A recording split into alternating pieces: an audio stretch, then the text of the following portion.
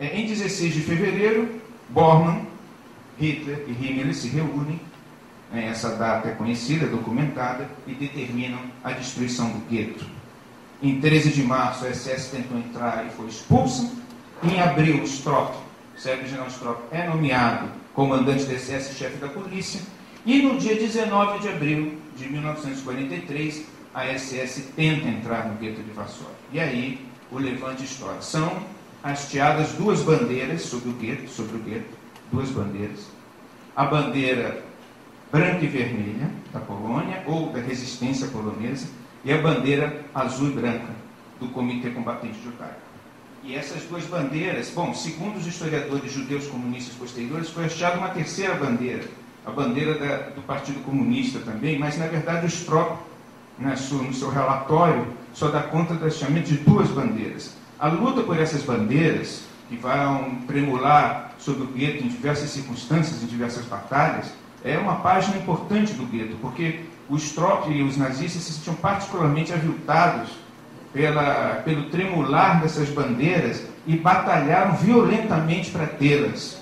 E a juventude, os movimentos juvenis, sofreram horrivelmente para defendê-las. Toda vez que uma bandeira era arrancada pelos nazistas, os nazistas as levavam para fora do gueto e as exibiam para o gueto e pisavam em cima delas. Então a luta pelas bandeiras foi uma tragédia. Bom, nós temos aí entre 600 e 1.000 combatentes lutando dentro do gueto. Esse número ele vai ser ampliado pelo número de combatentes que vão agregar ao gueto de uma forma, a luta de uma forma espontânea, mas esse núcleo era o núcleo dos movimentos, né? Hoje se estima mais ou menos que o Partido Comunista, a Juventude Comunista, tinha mais ou menos 4 grupos, esses grupos eram de 20 a 50 homens, o DROR em torno de 5 grupos, e o DROR era um movimento que individualmente tinha mais combatentes, né, no primeiro momento. O Hashomer-Hatzair, 5 grupos, o Poalesyon, um grupo, cada, né, o Poalesyon estava dividido à direita e à esquerda. Gordoni, um grupo, o Anoa, um grupo, e o Bnei Akiva, um grupo. Então, esses foram os elementos que combateram, e até o dia 22 de abril, quando foi ordenado incêndio do gueto. Nesse meio tempo, o gueto foi bombardeado por aviação, né, os nazistas decidiram pela destruição. Você tem o último comunicado da Organização Combatente Judaica a sair, a população de Varsóvia, a sair do gueto foi a 26 de abril. E a 8 de maio de 1943, a Rua Mila 18, que foi aqui mencionada, que é onde estava o QG, onde estavam reunidos cerca de 400 pessoas, né? Estavam ali dentro, no subterrâneo, comandados pelo Mordechai, pelo Anilevitz e todos os outros dirigentes dos movimentos. A invasão do QG foi no dia 8 de maio. No dia 15 de maio, e ali vários se suicidaram e o Mordechai Anilevitz morreu. No dia 15 de maio foi destruído o último conjunto de prédios no gueto, e o Strop telegrafou a Himmler dizendo que o gueto deixou de existir. E vocês sabem que a situação termina em 16 de maio, o levante termina em 16 de maio, oficialmente, com a dinamitação da grande sinagoga. Foi um ato simbólico que os nazistas realizaram, e Strop, depois do processo, que vocês sabem, depois ele foi condenado à morte e enforcado no próprio local do gueto, né? Ele se referiu à destruição da grande sinagoga. Isso é interessante, você lendo os autos, né, do processo, com um momento de muita felicidade, muita satisfação dele. Né? Ele disse que foi uma coisa maravilhosa ver a sinagoga explodindo e dando assim por encerrado definitivamente o levante do gueto de Varsóvia. Bom, o término do levante, o massacre, então, você estima aí uma morte entre assim, os relatórios do Strop dão em torno de 70 mil mortos judeus. Quer dizer, na prática, porque muita gente fugiu, houve apoio da resistência polonesa, houve alguns combates externos dos grupos combatentes poloneses externos, ataques contra os muros, houve fuga de judeus, inclusive muitos judeus do gueto foram depois engrossar as fileiras da resistência polonesa, mas o certo é que o Stroop dizia que entre 50 e 70, a própria liderança nazista estimou entre 50 e 70 mil mortos, ou seja, o gueto foi realmente, toda a população restante do gueto foi morta nesses poucos dias de combate. Você ainda teve combate se arrastando até setembro, até novembro, você ainda tinha gente vivendo nas ruínas. E você, em função desse levante do gueto, você teve 3 outros levantes importantes.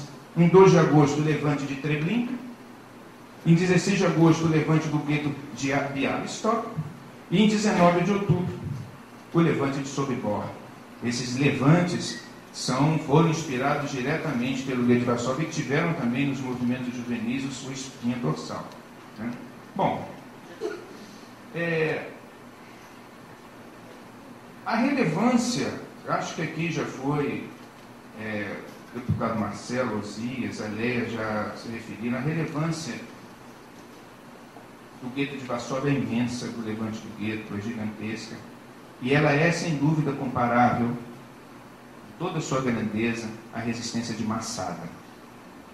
Você sabe que os historiadores, os arqueólogos, hoje em dia, há um grande debate sobre Massada.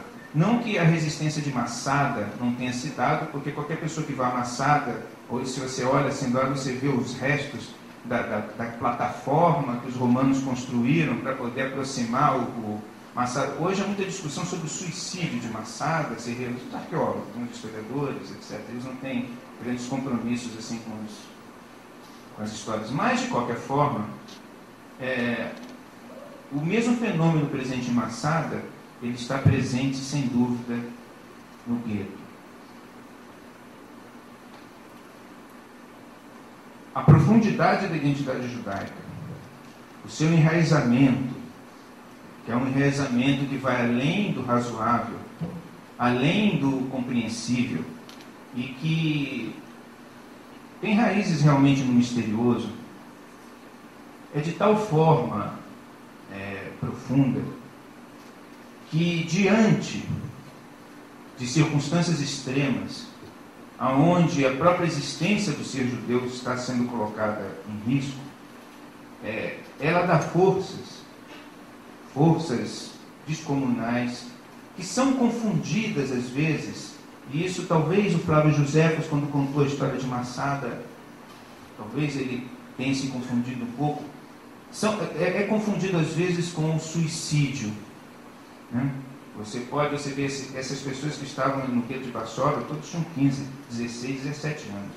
Né? Esses os combatentes, né? os primeiros combatentes. Mas não é, na verdade, suicídio. Né? Essa que é a grande questão, tanto de Massada quanto do levante do gueto. É a expressão de alguma coisa maior, uma identidade muito forte, uma identidade profunda, que diante do extermínio se ergue e diz ao mundo: nós existimos, vivemos, continuaremos vivendo, continuaremos existindo. E isso espantou demais os nazistas no levante do gueto, espantou a Polônia inteira e continua espantando hoje o mundo. Então, honrar os heróis do gueto é honrar a nossa própria identidade, honrar o nosso povo e o mistério da nossa identidade.